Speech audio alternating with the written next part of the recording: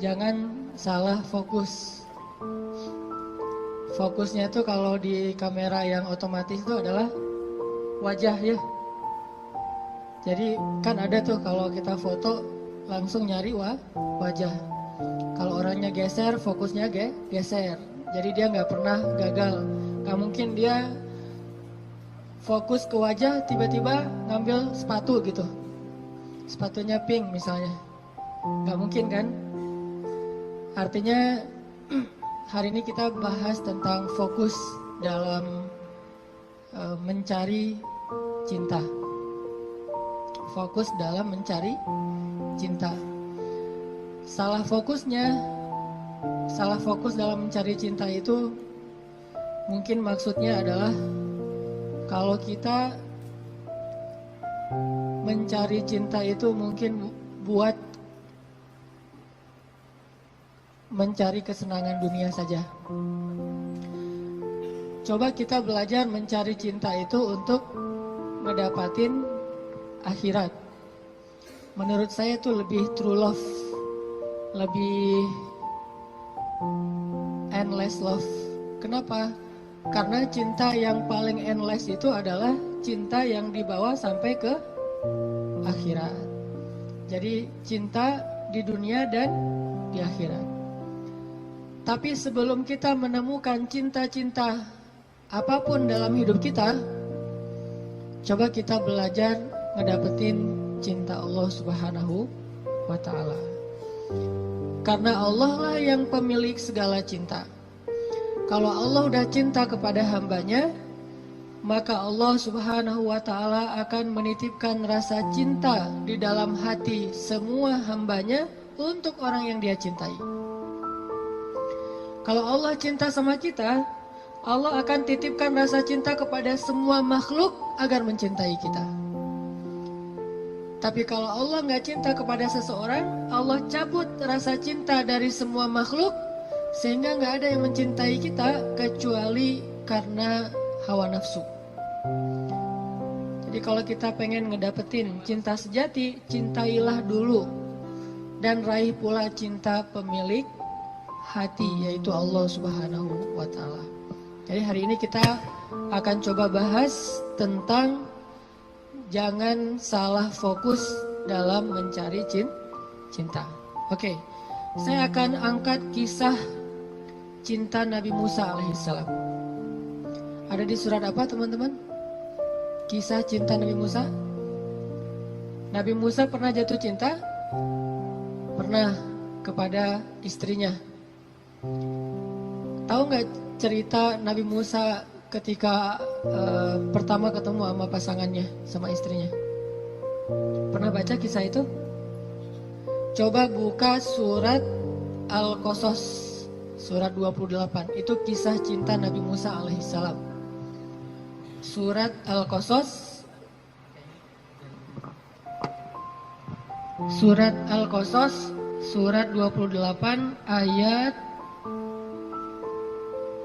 22. Coba buka aplikasi Al-Qurannya.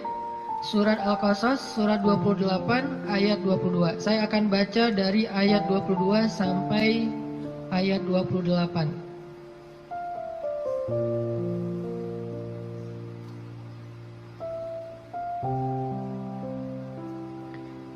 Surat Al-Qasas ayat 22 sampai 28. A'udzu billahi minasy syaithanir rajim. Bismillahirrahmanirrahim. Walamma tawajjaha tilqa'a Madyana qala 'asa rabbi an yahdiyani. Asa Rabbi an yahdiyani sawa'as sabil. Walamma warada ma'a Madyana wajada 'alayhi ummatan minan nasi yasqun wa ووجد من دونهم امرأتين تذودان قال ما خطبكما قالتا لا نسقي حتى يصدر الرعاء وأبونا شيخ كبير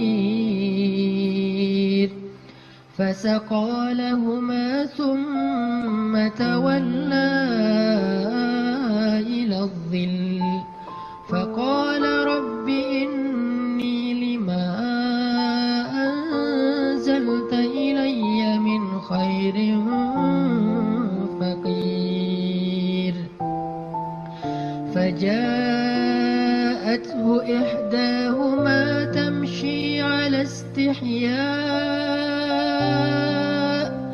قالت إن أبي يدعوك ليجزيك أجر ما سقيت لنا فلما جاءه وقص عليه القصص قال لا تخف نجوت من القوم الظالمين قالت إحداهما يا أبت استأجره إن خير من استأجرت القوي الأمين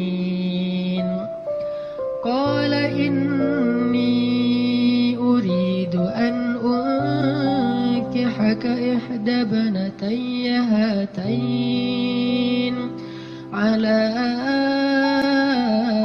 أن تأجرني 8 حجج فإن أتممت 10 فمن عندك وما أريد أن أشق عليك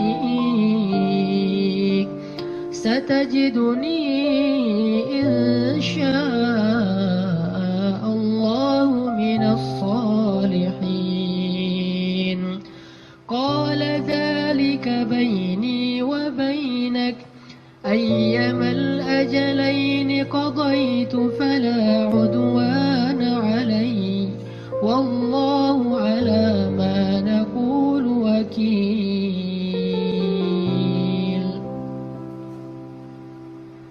Dan ketika Musa menghadap ke arah negeri Madian, ia berdoa, semoga Tuhanku membimbingku ke jalan yang benar.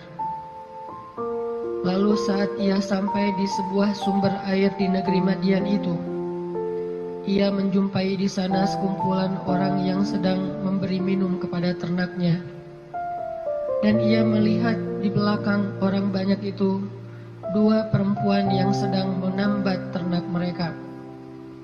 Musa bertanya, "Apa yang kalian butuhkan?" Kedua perempuan itu menjawab, "Kami tidak dapat memberi minuman ternak kami sebelum penggembala-penggembala itu memulangkan ternak mereka, sedangkan ayah kami adalah orang tua yang sudah lanjut usianya." Lalu Musa menolong mereka dengan memberi minuman ternak itu. Kemudian dia kembali ke tempat teduh lalu berdoa, "Ya Tuhanku, sesungguhnya aku sangat membutuhkan suatu kebaikan yang turun darimu kepadaku." Tidak lama kemudian datanglah kepada Musa salah seorang dari 2 perempuan tadi, berjalan dalam keadaan malu-malu. Ia berkata, "Sesungguhnya ayahku memanggil engkau agar ia memberikan hadiah terhadap kebaikanmu dengan memberi minuman ternak kami tadi." Maka tatkala Musa bertemu dengan ayah perempuan itu dan menceritakan kepadanya cerita tentang dirinya, laki-laki itu berkata, "Janganlah kamu khawatir, kamu telah selamat dari orang-orang yang zalim itu atau Fir'aun." Lalu salah seorang dari kedua perempuan itu berkata, "Wahai ayahku, ambillah ia sebagai pekerja kepada kita. Sesungguhnya orang yang paling baik yang engkau ambil sebagai pekerja adalah orang yang kuat lagi dapat dipercaya. Berkatalah laki-laki itu, sesungguhnya aku ingin menikahkan kamu dengan salah seorang dari putriku, dengan dasar bahwa kamu bekerja kepadaku selama 8 tahun. Dan jika kamu cukupkan 10 tahun, maka itu adalah satu kebaikan darimu. Maka aku tidak hendak memberati kamu, dan kamu insya Allah akan mendapatiku termasuk orang-orang yang baik. Musa berkata, baiklah, itulah perjanjian antara aku dengan engkau. Yang mana saja dari kedua waktu yang ditentukan itu aku sempurnakan, maka tidak ada tuntutan tambahan atas diriku lagi. Dan Allah adalah saksi atas apa yang kita ucapkan. Shadaqallahul azim. Teman-teman yang dirahmati Allah Subhanahu wa taala, itulah kisah, salah satu penggalan kisah dari kisah Nabi Musa yang sangat panjang di dalam Al-Quran. Nanti kita bisa melihat bagaimana Nabi Musa tetap fokus kepada cita-citanya, tetap fokus kepada keinginannya, tetap fokus kepada himmah, azam, apa yang selama ini dicari oleh Nabi Musa alaihissalam. Walaupun adegan hidupnya berubah-ubah, karena manusia itu menjalani hidup dengan adegan yang kadang-kadang kita tidak menduga. Saya merasa bahwa hidup saya itu penuh dengan kejutan dari Allah.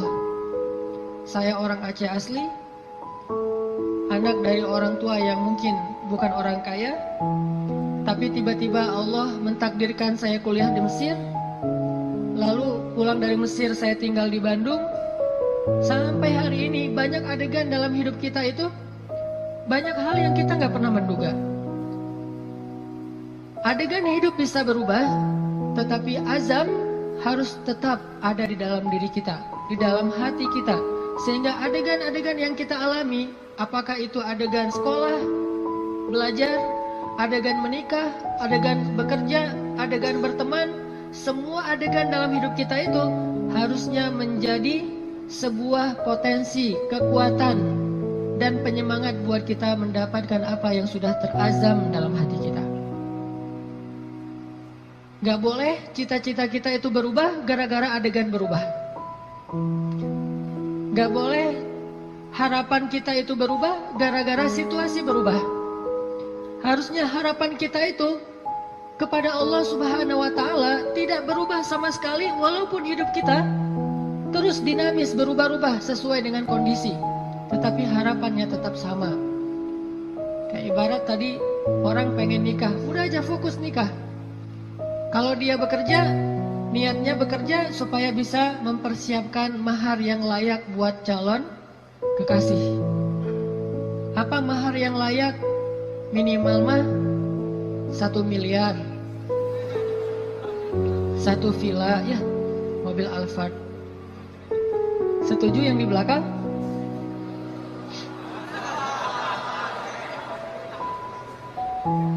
Kalau nggak sampai segitu pun, minimal 1 motor, rumah kontrakan, sama pendapatan yang cukup untuk kita berdua.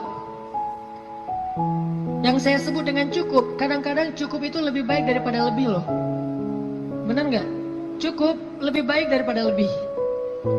Kalau kita lebih, kita akan beli piring 2, gelas 2, tempat tidur 2. Nggak seru kan? Justru karena cukup, kita beli piring 1, makan sepiring berdua. Gelas 1, minum segelas berdua. Jadi nggak ada cerita gelas papa, gelas mama. Yang ada adalah gelas kita. Kan suka ada tuh di rumah-rumah gelas papa, gelas mama kan ya. Beli di supermarket ditulis jelas itu. Ini punya siapa, ini punya siapa, udah di tag masing-masing. Kalau mama salah ngambil gelas papa dipakai sama mama, nanti diminta tukar. Mah, itu gelasnya papa. Oh ya, maaf pak, salah, balik. Akhirnya mamanya minum kopi, papanya minum teh misalnya. Kebalik kan? Harusnya gelas itu satu berdua. Tolong yang mau nikah ya, di rumah siapkan hanya satu gelas. Sisanya dikotakin aja, kalau ada tamu baru dikeluarin. Yang kita pakai sehari-hari hanya satu gelas. Itu cinta yang nyunnah. Karena Nabi minum hanya dari gelas yang bekas diminum oleh Aisyah. Kecuali kalau aku agak-agak susah ya. Kalau misalnya gelas, Nabi itu Aisyah minum. Setelah selesai Aisyah minum, Nabi akan lihat mana bekas bibirnya Aisyah. Maka Nabi persis akan minum dari bekas bibirnya Aisyah. Masih mikir mau nikah? Kerja untuk mempersiapkan mahar yang layak, nafkah yang cukup. Sekolah untuk belajar bagaimana menjadi suami atau istri yang soleh-solihah. Jadi apapun adegannya, dia jadikan sebagai potensi semangat dan kebaikan untuk dia raih apa yang dia harapkan. Itulah Musa alaihissalam. Dia punya sebuah azam, dia punya sebuah cita-cita, ingin membebaskan Bani Israel dari perbudakannya Fir'aun, ingin melakukan revolusi di negeri Mesir, ingin mengajarkan kepada Bani Israel La ilaha illallah, ingin mengajarkan kepada Bani Israel agama Yahudi. Sehingga adegan dia menikah pun, dia mencari seorang perempuan yang bisa mendukung dakwahnya. Jadi dia bukan mencari seorang perempuan yang hanya dia senangi saja, bukan mencari seorang calon istri yang hanya ngeklik doang untuk di hatinya, tapi dia mencari calon istri selain ngeklik di hatinya, calon istri ini juga bisa melengkapi dia, menyempurnakan dia, dan menolong dia dalam segala urusan dakwah di jalan Allah Subhanahu wa Ta'ala. Ini namanya fokus. Jadi salah satu yang ditanya itu adalah mungkin di antara CV yang perlu diketahui, siap nggak kalau ternyata suaminya ini aktivis dakwah? Siap nggak kalau suaminya ini misalnya harus aktif berdakwah, kadang-kadang berkorban dengan harta keluarga untuk kepentingan dakwah? Seperti Rasulullah SAW berdakwah didukung oleh Khadijah. Sungguh kalau tidak ada Khadijah, kayaknya dakwah Nabi itu juga bakalan banyak sekali masalah. Untung Allah Subhanahu wa Ta'ala memberikan pendukung pertama buat Rasulullah justru yang berasal dari rumahnya sendiri, kekasih sejatinya Rasulullah, yaitu Khadijah. Sehingga ketika Nabi berdakwah, yang mendukung dakwahnya Nabi itu justru Khadijah. Bayangin kalau Nabi berdakwah, justru yang memusuhi dakwah Nabi adalah istrinya sendiri, itu berat banget. Kayak Nabi Lut dan Nabi Nuh alaihissalam. Itu yang paling berat. Makanya kalau kita tadi baca di dalam surat Al-Qasas, kisah dakwah, kisah cintanya Nabi Musa alaihissalam dimulai dari kalimat yang ada di ayat 22, Asa Rabbi ayyahdiyani sawa as-sabil. Semoga Tuhanku akan membimbingku ke jalan yang lurus. Artinya Nabi Musa itu berserah diri kepada Allah. Ya Allah, kalau Engkau pertemukan saya kepada seorang calon istri saya, pertemukanlah dengan seorang perempuan yang membuat saya tetap di jalan-Mu. Kalau Engkau memberi saya pekerjaan dan rezeki, berilah saya pekerjaan yang membuat saya tetap di jalan-Mu. Kalau Engkau memberikan saya teman dan sahabat, berikanlah saya sahabat dan teman yang membuat saya tetap di jalan-Mu. Intinya sawa asbil, ihdinas siratal mustaqim. Itu fokusnya Nabi Musa. Gak pengen gara-gara cinta akhirnya keluar dari sawa as-sabil, gara-gara perasaan akhirnya keluar dari siratal mustaqim. Ini fokusnya Nabi Musa. Cinta anugerah dari Allah, tapi jangan sampai anugerah itu menjauhkan kita justru dari pemberinya. Ini fokus Nabi Musa. Asa Rabbi ayyahdiyani sawa as-sabil. Jadi kalau saya nanti ketemu keluarga baru, mudah-mudahan keluarga itu keluarga yang bisa membantu saya untuk terus berada di sawa as-sabil. Kalau saya ketemu calon suami, mudah-mudahan suami itu yang membimbing saya, waj'alna lil muttaqina imama, membimbing saya tetap di